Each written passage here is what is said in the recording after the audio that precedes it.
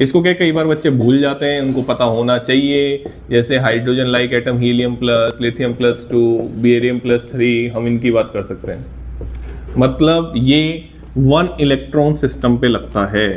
ये अच्छे से सुन लो, ये हम एमएससी में पढ़ते थे 2 इलेक्ट्रॉन सिस्टम, तो ये कौन से इलेक्ट्रॉन सिस्टम पे लगते हैं बोर के फॉर्मूले? 1 इलेक्ट्रॉन सिस्टम पे। अब किसी में भी देख लीजिए 1 इलेक्ट्रॉन सिस्टम है, ठीक है ना। हाँ, अब मैं आपको फॉर्मूले से मिलवाता हूँ रेडियस। देखो क्वेश्चन क्या है, radius of the first excited state of helium ion is given as. ये नहीं है, ये तो क्वेश्चन ने दे रखा था, ए नोट क्वेश्चन ने दे रखा है radius of first stationary state of hydrogen atom, ठीक है। और ये 4 ऑप्शन दे रखे हैं, ये नहीं है। यहाँ पे क्वेश्चन खत्म हो चुका है, फिर उसके बाद क्वेश्चन ने दे रखा है, वो तो केवल उसने कंफ्यूज करने के लिए बात कर रखी है।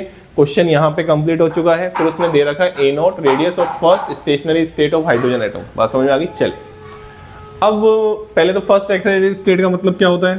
फर्स्ट एक्साइटेड स्टेट का मतलब होता है, ये बच्चों को दिक्कत करता है कि एक्साइटेड स्टेट मतलब n+1।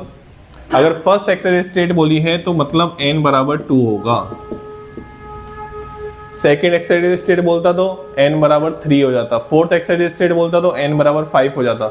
एक प्लस कर देना, एक प्लस कर देना। फर्स्ट एक्साइटेड स्टेट बोला n+1 मतलब 1+1, कितनी एक्साइटेड स्टेट हो गई? 2। बात समझ में आ गई? बात समझ में आ गई। वहां पे n का नंबर क्या होगा? जो एक्साइटेड स्टेट बोल रहे हैं। जैसे सेकंड एक्साइटेड स्टेट बोला तो n बराबर कितना हो जाएगा? 3। 1+2 कितना हो जाएगा? 3। चलिए, अगर ये बात हमको समझ में आती है तो Rn का फॉर्मूला मैंने एक वीडियो में बता चुका हूँ, फिर भी मैं वापस बता देता हूँ। 0.529 n²/z, ठीक है। और इसको हम किस में लिखते हैं? एंगस्ट्रॉम में लिखते हैं।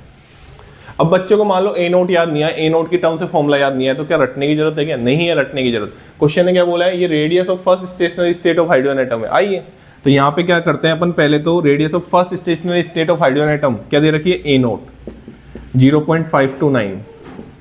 n की वैल्यू क्या रखोगे? फर्स्ट स्टेशनरी स्टेट है ना, n बराबर 1, हाइड्रोजन एटम है ना तो z बराबर 1, तो यहाँ पे क्या हो जाएगा? 1 × 1 एंगस्ट्रॉम। तो ए नोट की वैल्यू क्या आ गई? ए नोट की वैल्यू आ गई 0.529 एंगस्ट्रॉम। ये मैंने क्वेश्चन के लिए नहीं निकाला, ये तो मैंने first stationary state of hydrogen atom के लिए निकाला है।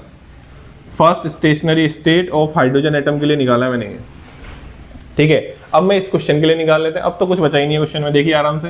R4, ये इसकी बात कर रहा हूँ, फर्स्ट एक्साइटेड स्टेट ऑफ कौन सा? हीलियम आयन की।